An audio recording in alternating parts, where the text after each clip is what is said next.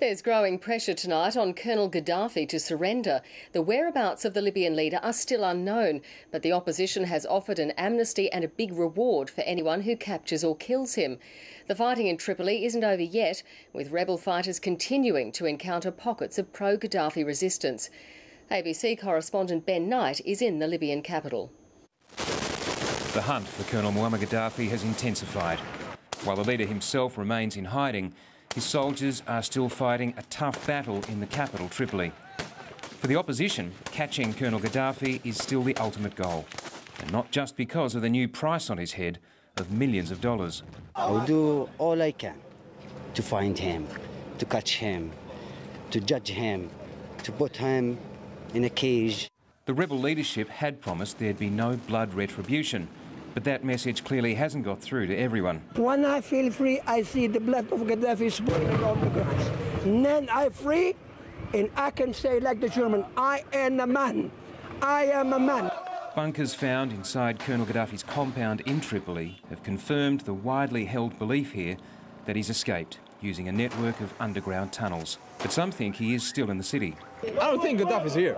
I mean, there's a lot of tunnels and stuff like hell, you know. He built it for this day, to stay running away from people, you know. Rebels have ransacked the seaside villas of Colonel Gaddafi's children, finding the remnants of their lives of luxury, all left behind in the rush to escape. A gold statue with his daughters' faces, thousands of dollars of designer clothes, and sports cars, including a Lamborghini, all found and looted. And you see the place, you know, you see this is expensive things here. This is the problem. This is why the revolution is happening. For the rebels, it seems all roads in Libya now lead to the capital.